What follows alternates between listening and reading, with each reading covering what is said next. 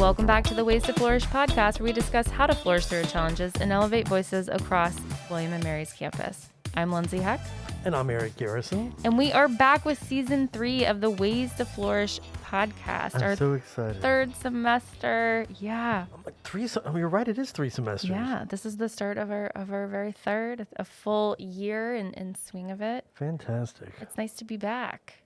Lindsay, what do you do here on campus? So I am the integrative wellness manager. So I have the very lovely privilege of working with all of the departments of health and wellness, really focusing on how are we communicating? Are we having communication and accessibility so that people are aware of what's going on in health and wellness? And we'll talk a little bit more about that later on, because it always gets to me a little bit when people ask, what's going on in health and wellness? And I'm like, we're trying to let you know that. And really, I view it as building that bridge between the people and our place in the services and the programs that we offer. And then you've been here for quite some time now. You know, in health promotion, we're sort of the public health branch of the Health and Wellness Center. So it's our job to prevent things from happening before they ever do.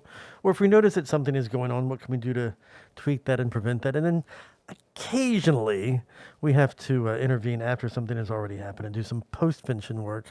But my specialty is healthy relationships as far as sexuality goes, flourishing, sleep, of course. I've got colleagues who deal with alcohol and even more so with healthy relationships and sexual violence prevention.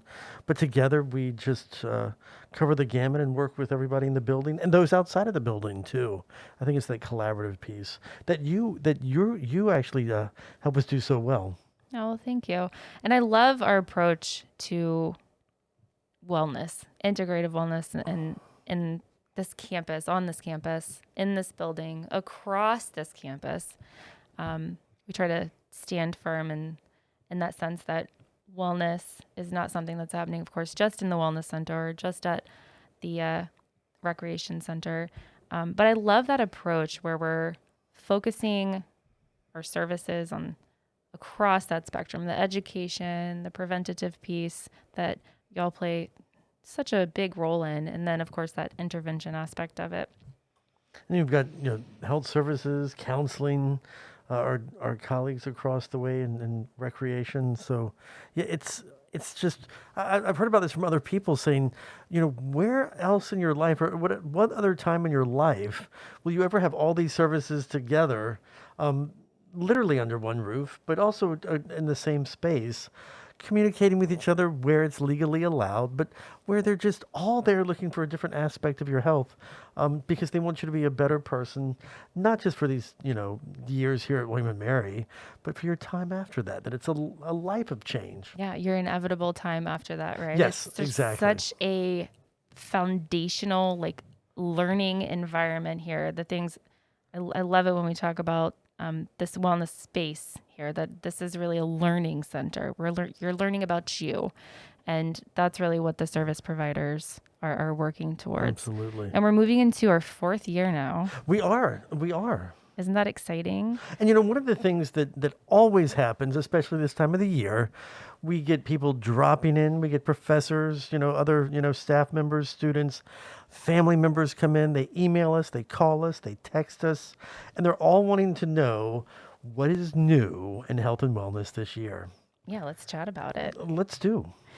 All right. So yeah, like I said earlier, the what's going on in health and wellness, there's really one place that you can go to that you can find all of the answers to that question. And that is on the William & Mary Wellness app. But while you're here, let's just chat through these things. So first of all, you have 2 facilities that are dedicated to the well-being of this community. And that is the B. McLeod Recreation Center and the McLeod Tyler Wellness Center, which is where we are now. And at the Wellness Center, we have brought all of these service providers together under one roof. I think over the last 3 years, they've done a great job of really being able to optimize their service to students, but not even just students. We do a lot of work with faculty and staff and programming that's directed towards them. Absolutely. I'm excited for this year in particular, the work that's being done to really provide an even deeper and greater emphasis on employee and staff well-being. But let's talk a little bit about Student Health Center. Start there.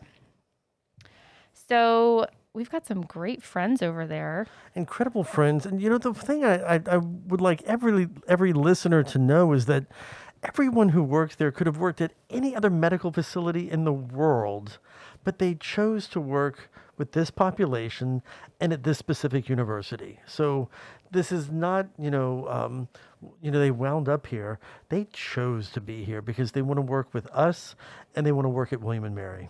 And we'll talk about occupational wellness a little bit later on in the season, but really just the value that they bring to this community. And also, I mean, it's a strong passion. It gives them a sense of purpose and a sense of meaning. And so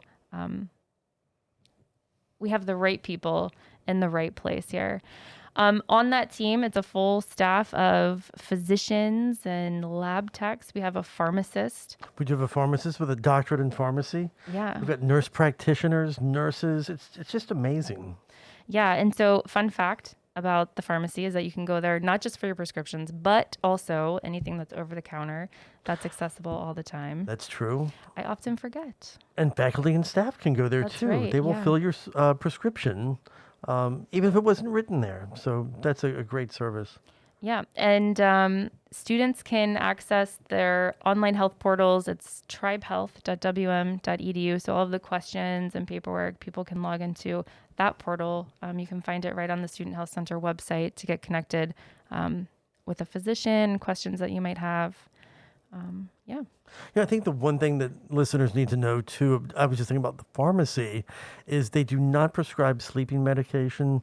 They also don't prescribe stimulants. So with the exception of those two things, Dr. Bounds should be able to cover whatever it is that you need. Yeah. So And that's take advantage of that. And that's an intentional choice, right? It is an intentional choice.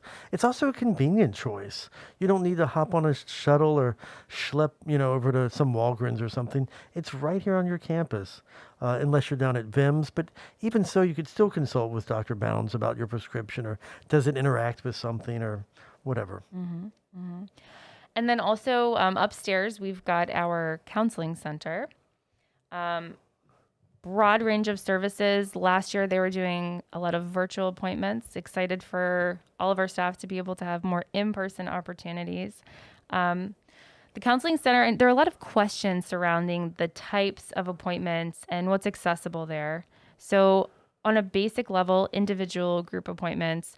When you're going in to get started with the counseling center, though, Eric, there are a couple of different types as you start to embark on that journey with them. Let's talk about those. When a student comes in and says, I'd like to have an appointment, it's not uncommon. Actually, it's required of the receptionist to ask, at what level of care do you think you are, or what you might need?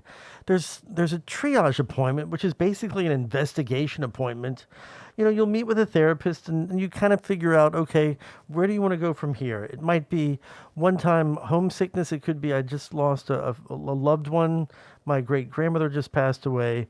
It could be that I'm not sure where I am right now, but could you just listen to me and figure that out? Is it something that could be handled here on campus, or is it that we need to involve someone like Christine Ferguson to find me a therapist off campus who might be able to speak my language? Maybe they're of my religion.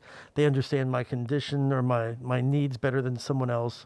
But that's where a triage appointment is important. And I want to say, too, that there are some situations where moving forward with a counseling, engaging in those services are going to be really fitting to your situation and your scenario. And then there are others where you have this amazing perspective of integrative wellness, which means we've got a full spectrum of services, education, service. So it might not always be that at that moment that counseling might not be the best path for you to take.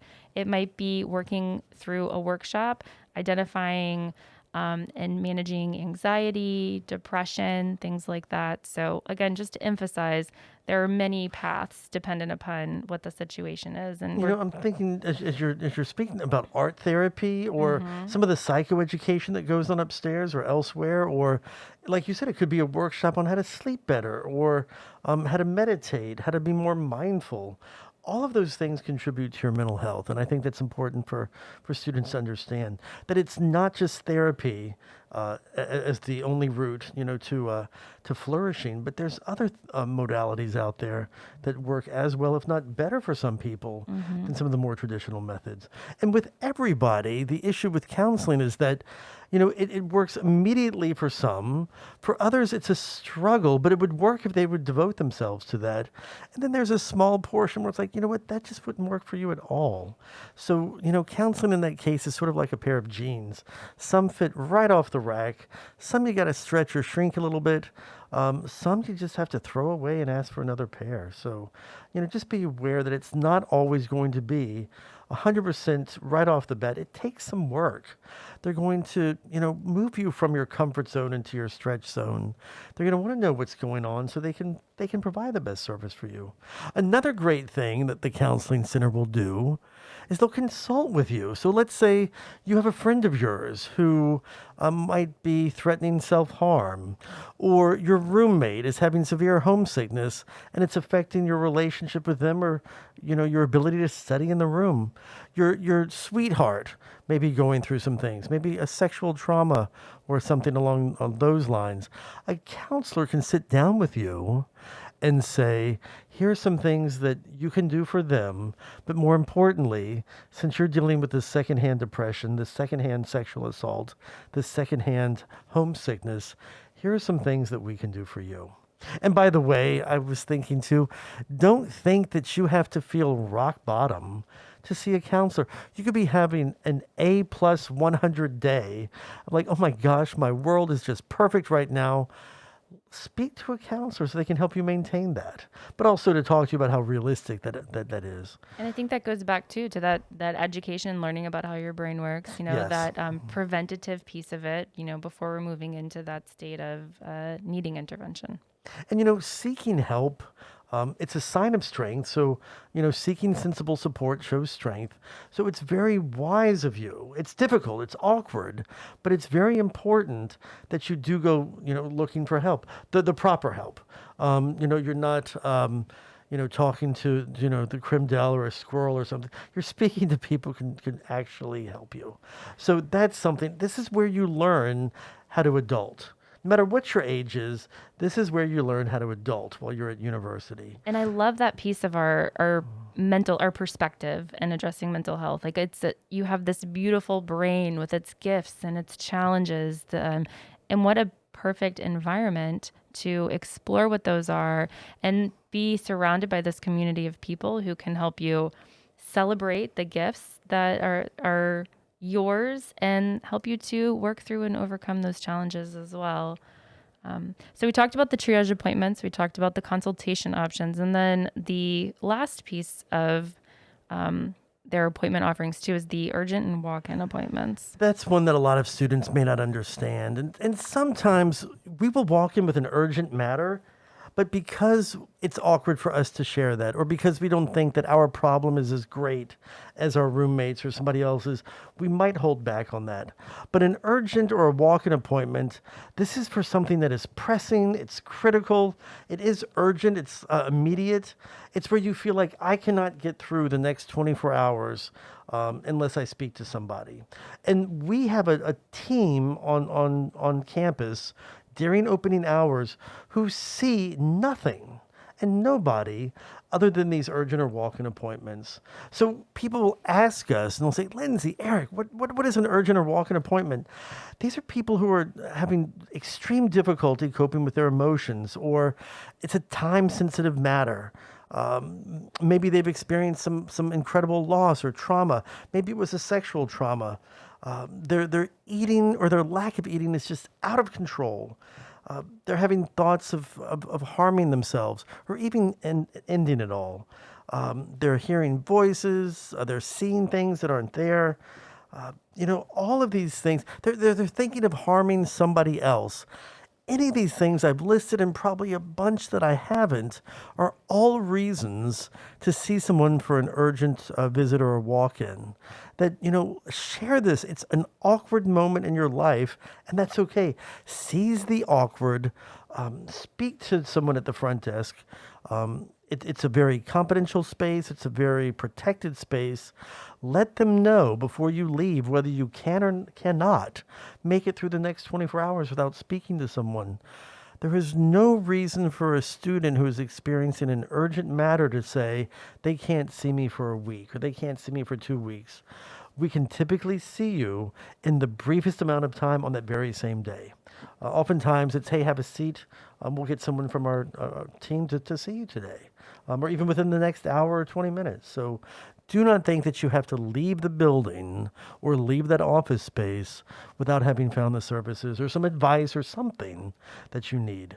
And I think it's important for us as a community to understand these different appointment types because maybe you do have that urgent walk-in, scenario that you need to connect with someone at that moment in time. And sometimes if people aren't coming into the building and walking out with that appointment, you have to understand that there's this wide variety of appointment types that are there to meet your needs. And I think we also need to understand that the staff of the counseling center also, just like the staff at the student health center, their specialty, their area of expertise are working with our student population from a traditional student population sense. And they like the connections that Christine Ferguson has, where if the services that are there are not what's best for you, being able to link you with a community member who can serve you well. We chatted with some staff in the counseling center before starting our session today.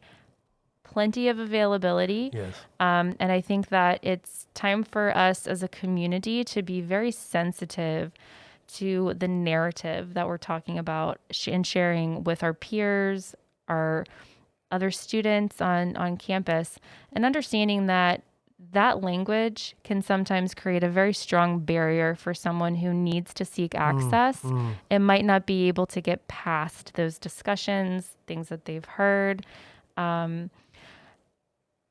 And there's plenty of appointments right now.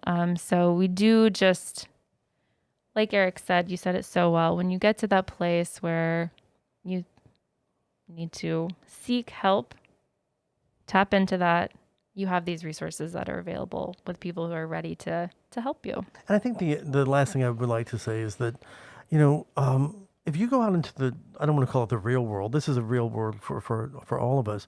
But when you go out into the non-university world, trying to get an appointment with a counselor, a doctor, a social worker, even a dentist. Months, exactly. We don't have that wait here. I pass billboards all the time, advertising what an ER wait is. That's great, but they don't have doctor waits up there.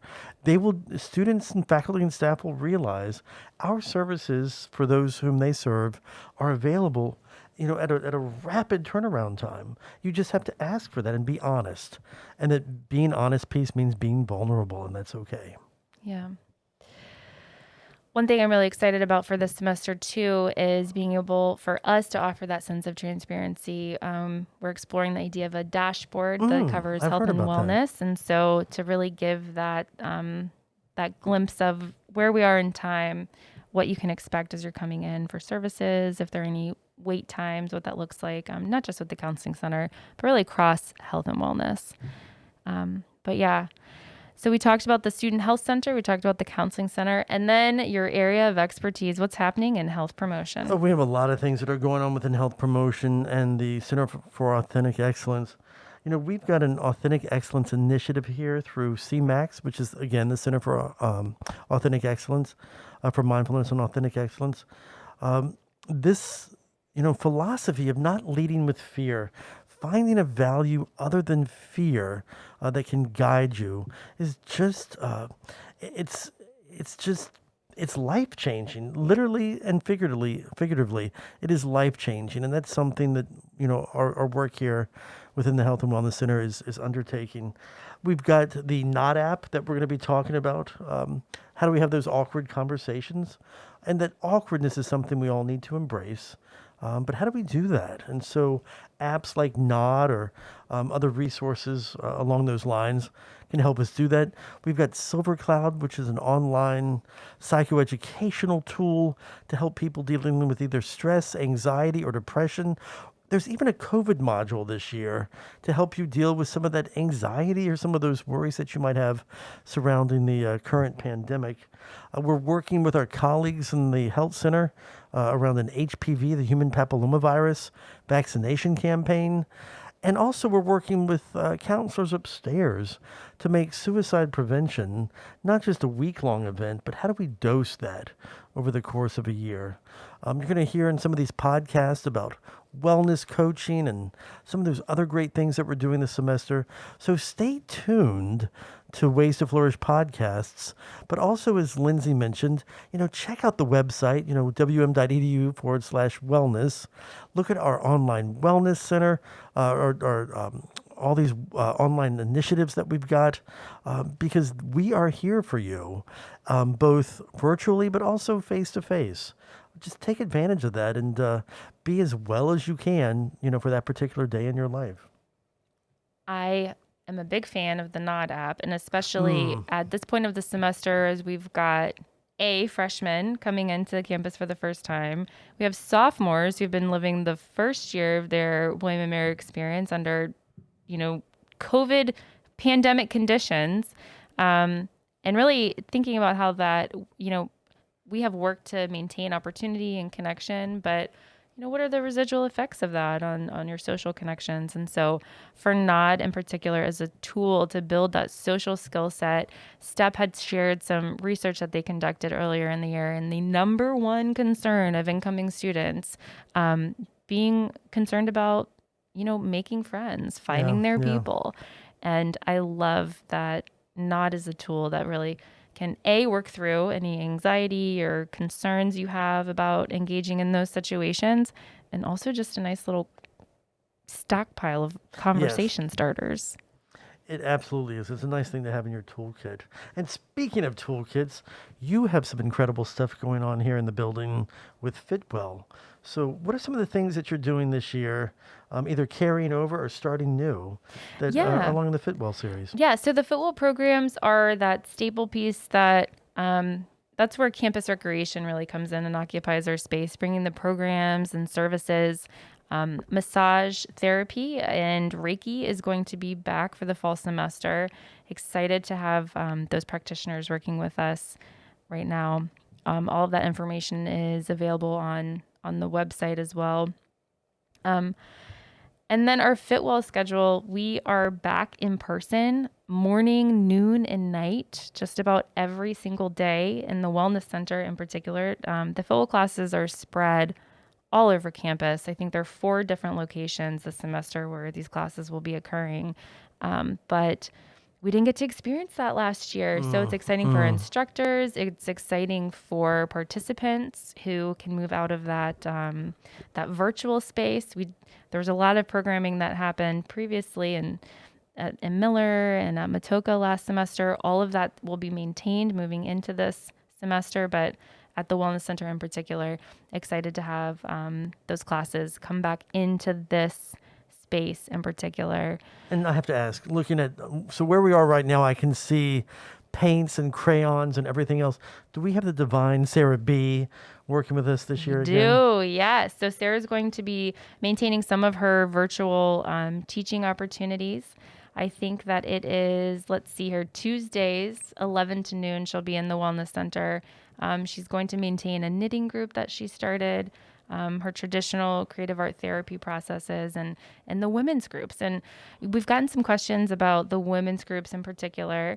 That was initiated through the Women's Weekend a couple of years ago. But I'm excited that this year we will expand to have a faculty, staff, employee creative art session. Oh, fantastic. At some point. So that will be more accessible across the board. But yeah, it's exciting to be back in person. And the Fitwell classes are going to be happening at Matoka. This all starts on Wednesday, September 1st. So students always have free access to the classes. They just need to log online. It's wellness.wm.edu. You get a free Fitwell membership that includes access to the classes that happen daily that you can drop into anytime. And then also the wide variety of series that we have, both from the wellness professionals, between health coaching and spirituality, to women in the weight room, coming from the student staff. So yeah.